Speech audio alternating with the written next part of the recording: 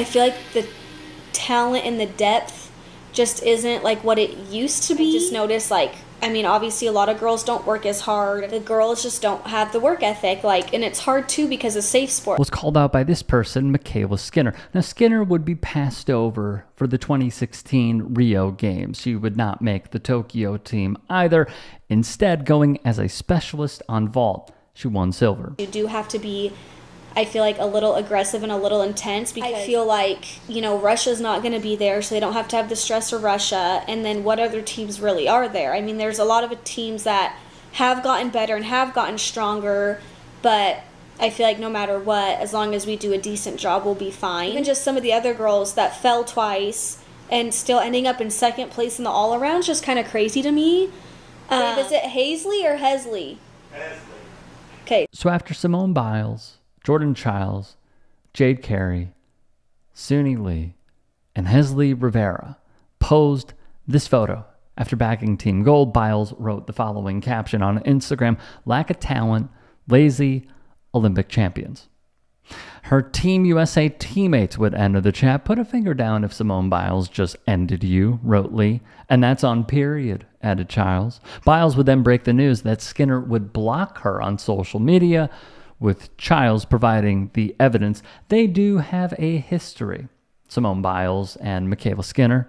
Via People, they competed alongside one another since 2014, when they both represented Team USA at the 2014 World Championships in China. They also made 2 Olympic appearances together, including in 2016, when Skinner was an alternate. What was rather puzzling was a comment Skinner made blaming the low work ethic on Safe Sport, an independent organization that works to increase safety and prevent athlete abuse. USA Gymnastics initiated the use of the program after the Nassar abuse scandal case in 2018 and after cutting ties with the Carollis. Skinner would see the backlash and make a public apology on her Instagram stories. Quote, "Hey guys, just wanted to pop on here really quick because I know we did the recap on YouTube, and I feel like a lot of you guys had misinterpreted or misunderstood exactly what I was meaning or had said." She'd claim a lot of the stuff she talked about in the YouTube video wasn't always necessarily about the current team, because I love and support all the girls that made it, and I'm so proud of them. She would add, "It was more about going back into my own gym. Just the work ethic is different compared to when we were doing gymnastics in the former team coordinator Marta Carolli's era. And I'm not sticking up for Marta or saying what she did was good. I'm just saying it was different." She'd conclude, "So anyway, sorry for anything that got out of context or seemed hurtful. That is never my intention." So let's recap here. What she hinted at, and was the interpretation of many, including myself, was coaches can't be as hard on the gymnasts, and that's bad. And there's a lack of work ethic here. No, how I see it is we are in the era of athlete empowerment where gymnasts don't have to just take it on the chin. They're able to stick up for themselves. And she hasn't adapted, is my read. There's more. Slate had a write-up in April 2019 from writer Rebecca Schumann, who would say this, titling it rather, "The Most Hated Gymnast in the NCAA."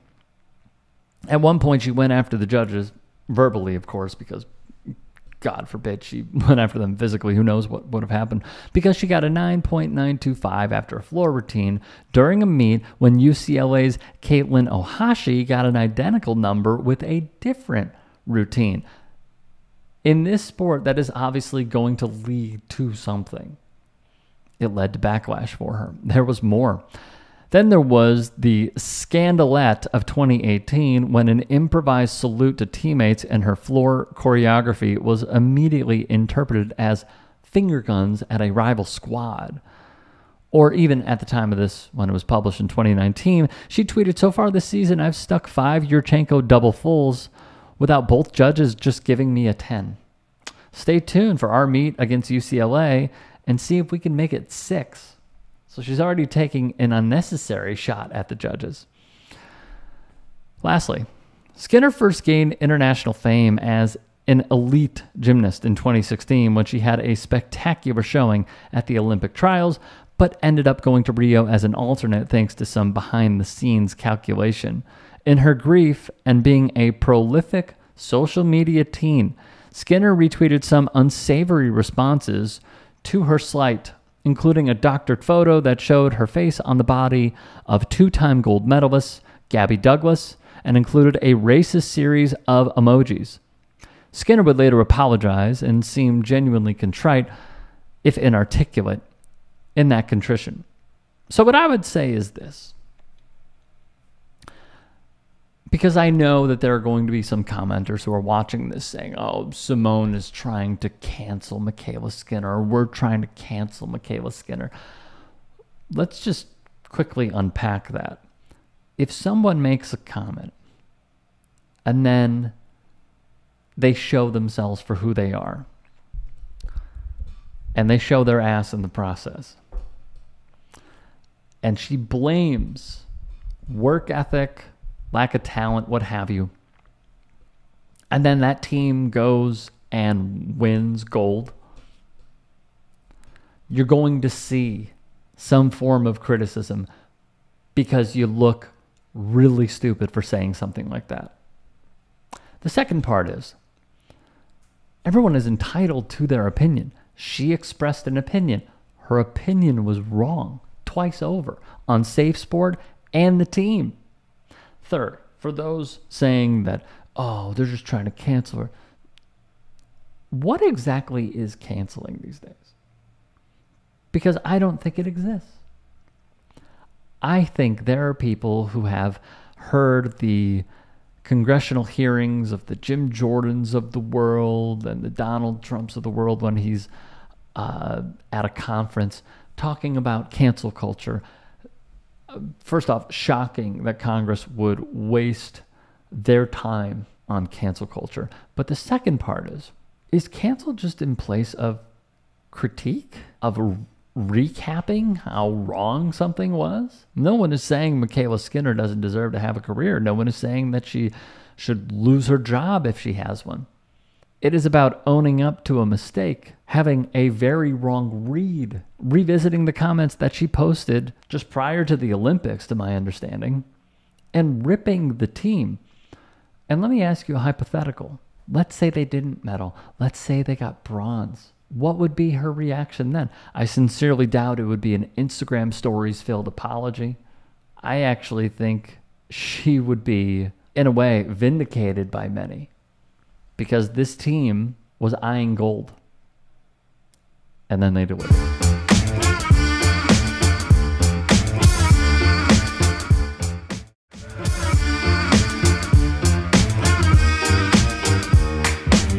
I'm wore out, I'm tired.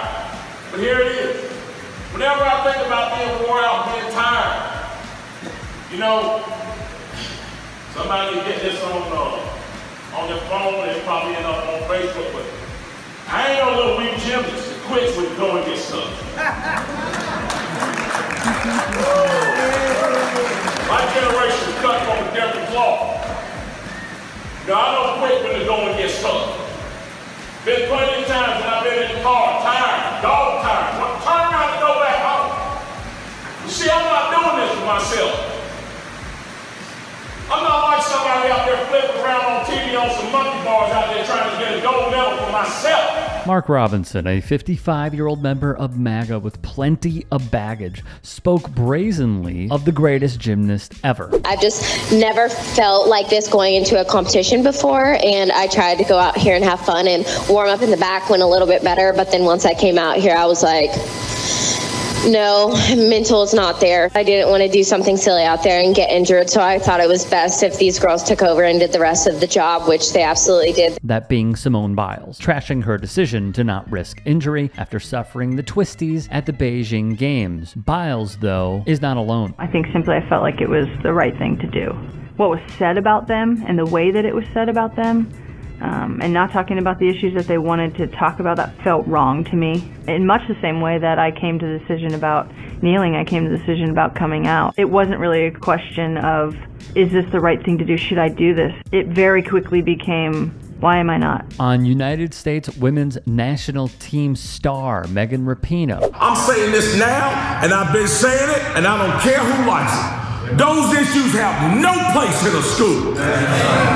There's no reason anybody anywhere in America should be telling any child about transgenderism, homosexuality, any of that filth.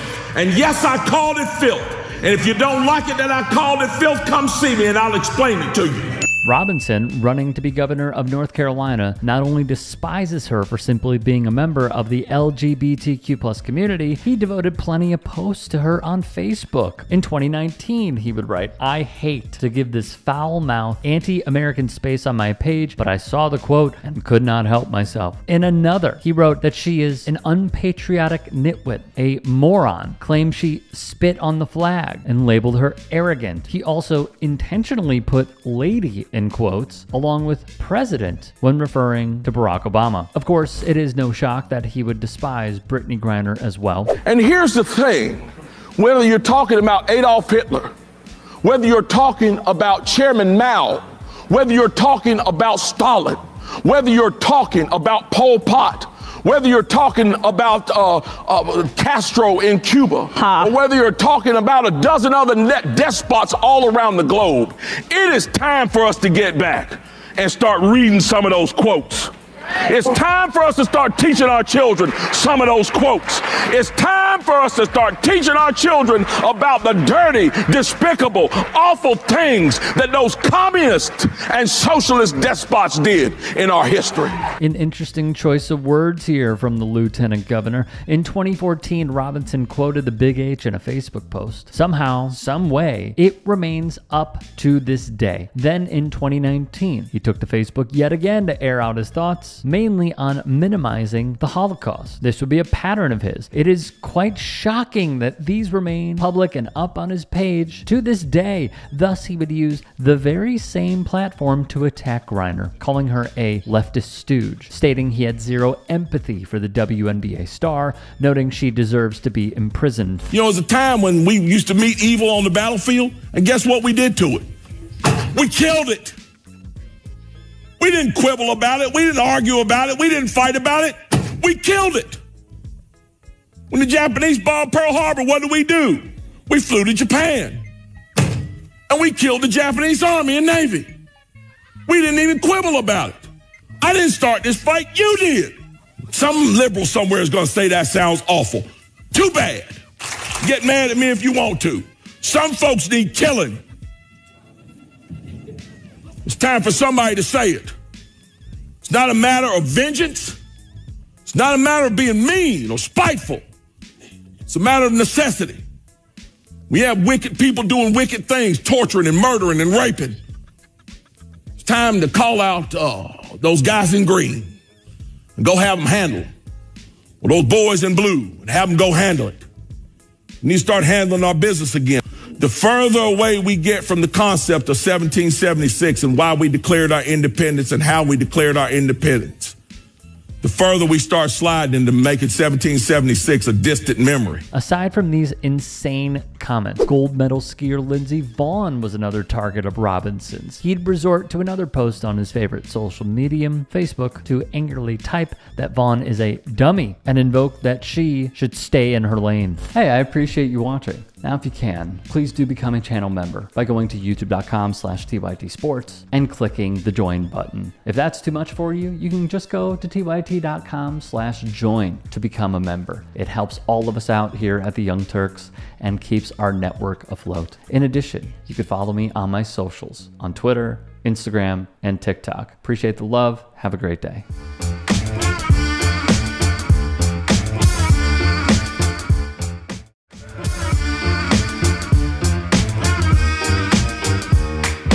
The Olympics in Paris has led to high viewership. However, there is a huge issue surrounding it. Protests against the Olympics have taken place in Paris ahead of the Games, condemning the displacement of thousands of migrants, unhoused people, and other vulnerable communities in a months-long campaign by French authorities that activists have denounced as a social cleansing. There are thousands of people who live in the streets, migrant people who live in the streets of Paris. So there are solutions for these people. The problem is political choice is to hide them, because we don't want migrant people from some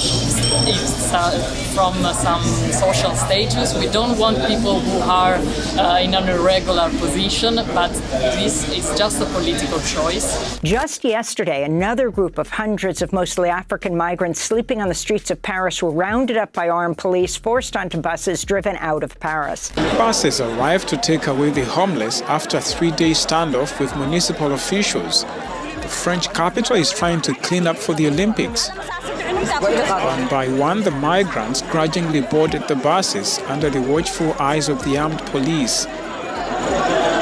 This woman from Burkina Faso tried to plead with the authorities.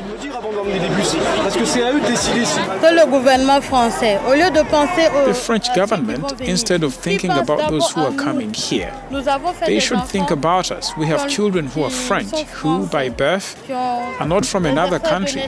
They are from France. They should think of them first. This displacement is very much a Paris problem. But it's important to remember that what you're also witnessing here is an Olympic problem. When I say that this is an Olympic problem, what I mean is it happens in city after city after city. It is the story that politicians locally in Paris and all throughout France do not want you to know about. Paris's iconic Eiffel Tower is serving as a backdrop to one of the most photogenic venues of the 2024 Olympics. The landmark looks down at the Eiffel Tower Stadium where beach volleyball is being played at these games. And quite frankly, it's because the powers that be really badly want shots such as these, like the Eiffel Tower over the beach volleyball matches, showing off Paris's beauty. And don't get us wrong, these shots are impeccable, but it does not mask the reality in the streets and the harm that this competition is causing. What would you say to the world watching these Olympic Games and to the thousands of people coming into Paris for the Games? What do you want them to know? I want them to know that we're not against the Olympics. We share the same values of friendship, solidarity between the people, the sports values also. But we want to say that we want these games to be organized differently in the future, and we all have a social responsibility to make these games better for the ecology, for the social inheritance that they will leave behind, and we all have this responsibility as citizens. What's going on is called social cleansing, where the host country moves the houseless to make the city look better and deceive viewers who will be watching on television. A prime example from friend of the show Dave Zirin is this display you see on your screens. Former encampments have turned into Lego blocks such as these to push out migrants who just needed a place to sleep. It would continue getting worse. In April, some 450 migrants were whisked away out of an old building in a southern suburb of Paris to be displaced to another part of the country. There were men, women, and children on those buses. The Seine Saint-Denis, home to some Olympic and Paralympic venues, as well as the Olympic Village, saw at least 3,000 people impacted by the games per USA Today and Reuters. Zirin would speak with the Dan Le Batard show and give us a glimpse of just how dire it is locally in Paris. Explain to me where this ranks as someone who's astute about the politics around these games all the time. How does the armed personnel compared to other times? The Olympics are always heavily secured because people are worried about all sorts of political things that can happen. How does it compare to previous times you've been to the Olympics? That's a great question. You see, one of the big tensions in the Olympic movement is, do we hold the games in authoritarian countries like, say, China, Saudi Arabia, or do we hold them in democracies like Los Angeles or Paris or Rio? And what we're seeing is that the amount of military hardware that goes into these Western democracies actually makes them more like the autocracies in China and Saudi Arabia. And that's an important point, because one of the arguments that the International Olympic Committee always makes for why cities should host the games is that we are going to take these autocratic countries and actually make them more democratic just because of the presence of the Olympics. That's like bringing the gift of democracy and brother and sisterhood to a country. But the reality, and I'm seeing this in Paris, is the opposite. Paris looks a lot more like Beijing than Beijing was looking like Paris.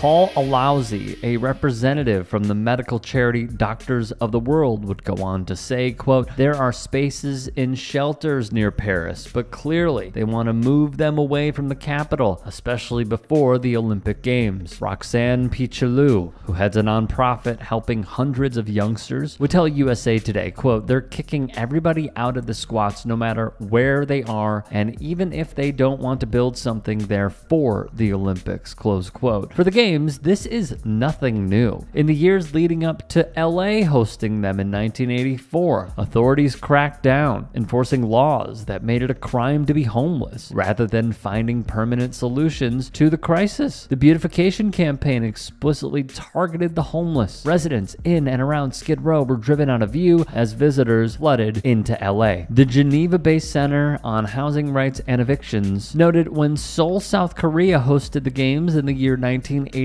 720,000 people were forcibly displaced. According to the Center on Housing Rights and Evictions, the 1996 Atlanta Games, one where Muhammad Ali famously lit the torch, saw local politicians work with the authorities to pass ordinances and they would remove 9,000 people. Beijing, China hosted the Games in 2008, and because of it, the cause and effect was that 1.5 million people were displaced in and around the city, according to human rights organizations conducting studies on the matter. And when Rio de Janeiro, Brazil hosted, more than 70,000 people were displaced to make way for the Games. In 2020, for Tokyo, Japan, much like in 1968, hundreds of households were relocated to make way for the Games. Public houses were demolished. Hundreds were pushed out, most of whom were elderly. And here's the thing. Activists in Los Angeles, California are already telling us the move to punish the less fortunate is already in full swing. From Echo Park Lake to the areas around SoFi Stadium to various other parts of the city. In Paris, human rights groups expect many more of the estimated 100,000 Parisians without steady housing to be exported as far from the Olympic venues as humanly possible. These are people from displaced communities who encounter significant mental health risks, which primarily arise from their prior experiences of false persecution, war, and having to leave their home countries. The prolonged migration process in European countries further exacerbates the risk of displaced communities experiencing mental health symptoms and disorders. Lastly, from the conversation, after more than 100 years of repeated harms, perhaps it's time to co-sign Olympism to the dustbin of history. We must speak bluntly and honestly about these mega sporting events, identify their limitations, and voice meaningful opposition regardless of which nation is hosting. If that means a world without the Olympics, so be it. Is there an ethical way to host the Olympics? The question of questions.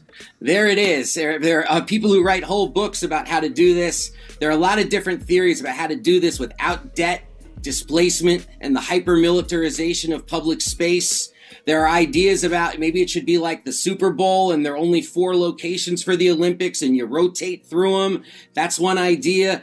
But then there's another idea that just says it's not economically or environmentally sustainable. So maybe we need to think about, actually throwing this in the trash heap and saying, let's try to think about international sports competitions in an entirely different way. Instead of trying to reform what we have, let's try to do it differently so it doesn't feel like you're turning a city into an armed encampment. And to be clear, Zyron touched on it. I have seen some information on this as well. There are some solutions that likely should be put in motion. But until we do some of those things and at least try a different way of going about this, the end result will continue to be this. Rights being violated, people being taken advantage of, all in the name of the Olympics.